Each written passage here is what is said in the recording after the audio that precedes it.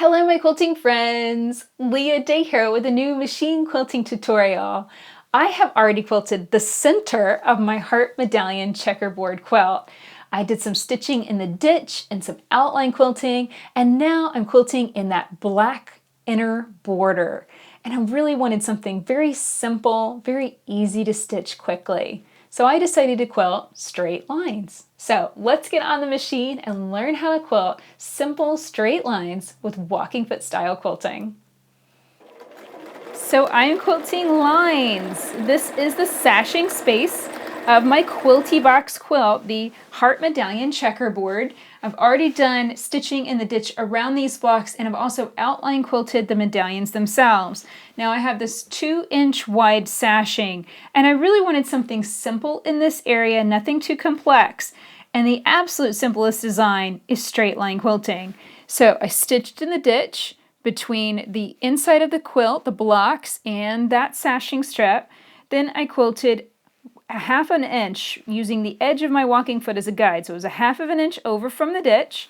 Then I slid over and stitched a 1/2 inch over from this other ditch. And the reason is, if I had spaced everything from the same ditch, then this line would have probably been noticeably off.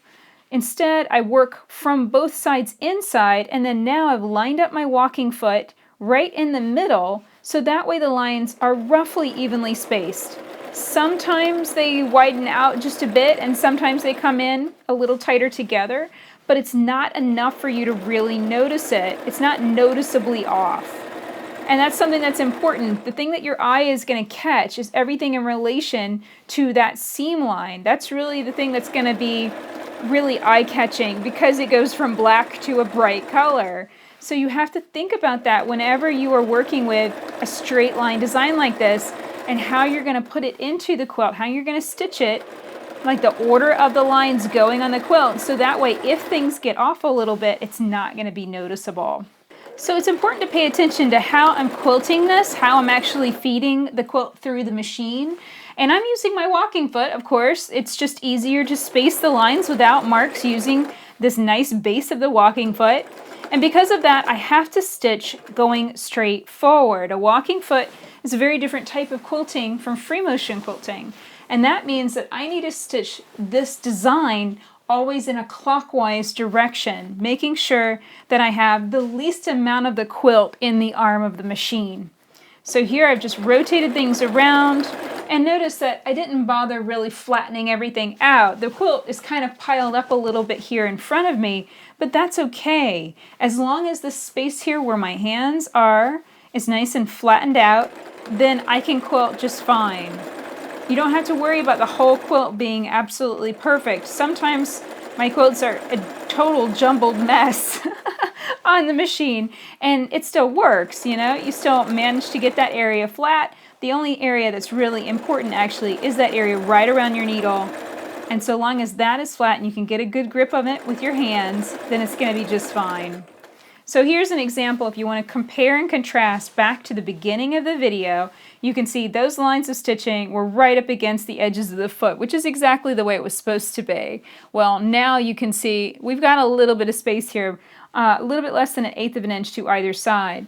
That means that the lines, as I was stitching them through this area, they got a little closer to the ditches, which means that the lines from the center are going to be a little further apart. That's okay, not the end of the world. Your eye probably won't catch it, but it's one of the reasons why it's important to kind of stitch from the outside in and then knock out that centermost line so that way it's not obviously off. I love straight line quilting. It's so easy, it's so fast.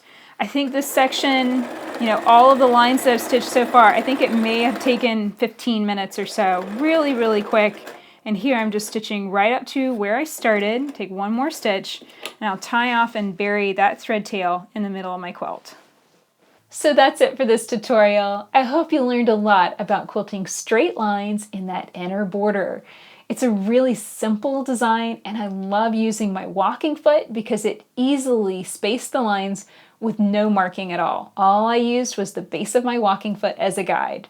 Of course, if you have any questions about this process, please ask in the comments below. I really want to help you learn more about machine quilting. If you enjoyed this video, please like it, share it with your friends, and subscribe to my channel on YouTube so you don't miss the next video coming out soon. I do have one more video in this little mini series, and that is going to be quilting some beautiful heart paisley in the outer border. So you don't want to miss out on that. Definitely stay tuned and check out this next tutorial coming out soon. Until next time, let's go quilt.